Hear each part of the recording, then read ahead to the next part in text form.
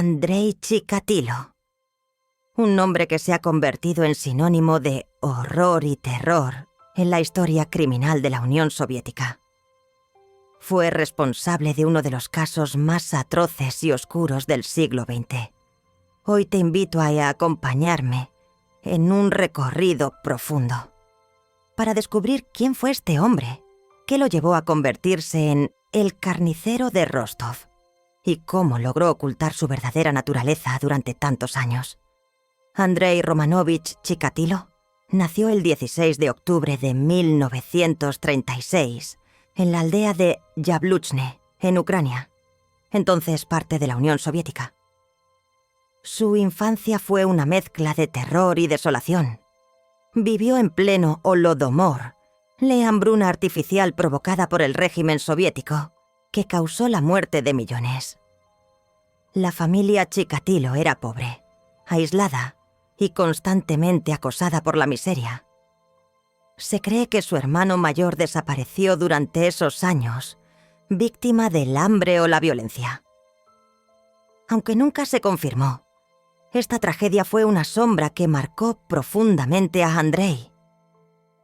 Su padre fue un veterano de guerra, pero tras la contienda fue acusado de traición y marginado, dejando a la familia en una situación de aislamiento social y económica muy dura. Andrei era un niño enfermizo, con problemas de desarrollo y salud. Sufría malnutrición y múltiples enfermedades infantiles, lo que lo hacía blanco fácil para las burlas y el rechazo. Además, tenía una característica que lo apartaba socialmente. Era impotente, un hecho que le causaba humillación y baja autoestima desde muy joven. Estos factores, junto a la violencia y el abuso en su entorno, crearon un caldo de cultivo para una personalidad rota y perturbada.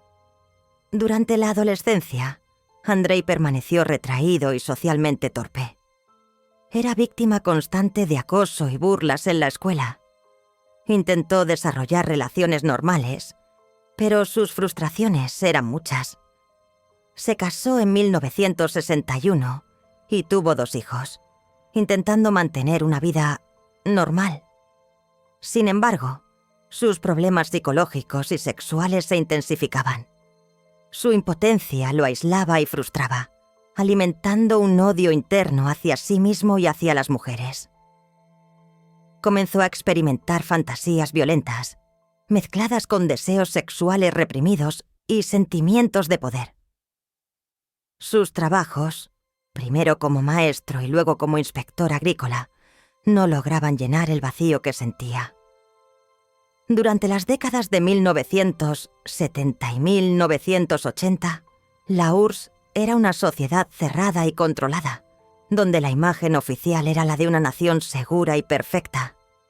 El concepto de un asesino serial era casi inexistente para la policía y el gobierno. Admitir que alguien cometía crímenes brutales y en serie era una mancha para el régimen.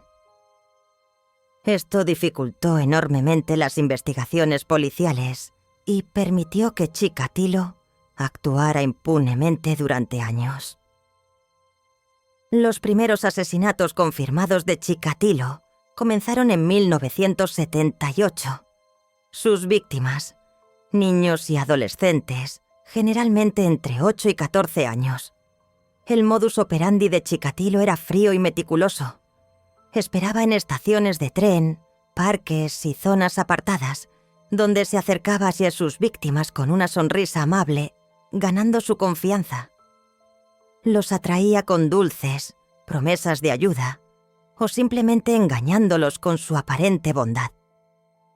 Luego, los llevaba a zonas aisladas donde cometía sus atrocidades. Sus métodos eran especialmente brutales. Apuñalaba repetidamente a sus víctimas con un cuchillo o navaja, a veces decapitándolas o mutilándolas severamente. Uno de los aspectos más horribles era que les arrancaba los ojos, como si quisiera borrar sus miradas, para no enfrentarse a sus víctimas ni en la muerte. Las mutilaciones también incluían daños en el rostro, el sexo y otras partes del cuerpo, en actos que iban más allá del simple asesinato, incorporando elementos de sadismo y simbolismo oscuro. Con cada nuevo asesinato, el miedo crecía entre la población. Los padres tenían miedo de dejar salir a sus hijos. Sin embargo, la policía cometía errores garrafales. Arrestaban a personas inocentes, incluso torturándolas para forzar confesiones falsas. Estas fallas permitieron que el verdadero asesino continuara libre, aumentando el número de víctimas y la paranoia social. A pesar de la brutalidad de sus crímenes, Chikatilo llevaba una vida aparentemente normal. Estaba casado y tenía 2 hijos, aunque eventualmente se separó de su esposa. Mantenía su trabajo como inspector agrícola y en público parecía una persona común y corriente. Esta dualidad, un monstruo escondido bajo una fachada común, es típica en muchos asesinos seriales. Esa máscara le permitió burlar a Jacques a la justicia durante años. En 1984 fue arrestado por sospechas menores, pero no fue relacionado con los asesinatos. Fue liberado y siguió cometiendo crímenes. La policía intensificó sus esfuerzos y en noviembre de 1990, finalmente lo arrestaron.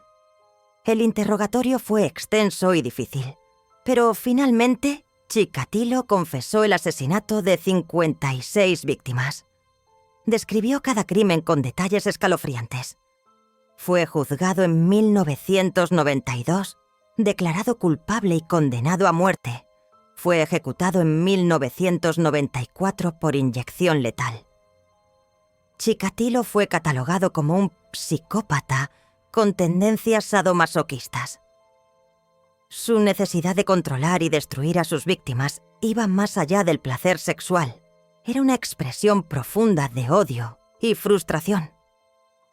Su caso mostró las fallas del sistema soviético para enfrentar crímenes de esta naturaleza. La historia de Andrei Chikatilo nos recuerda que a veces el mal más oscuro puede esconderse tras la apariencia más común. Gracias por acompañarme en esta historia. Soy Lady Enigma y nos veremos en la próxima historia, Entre Sombras.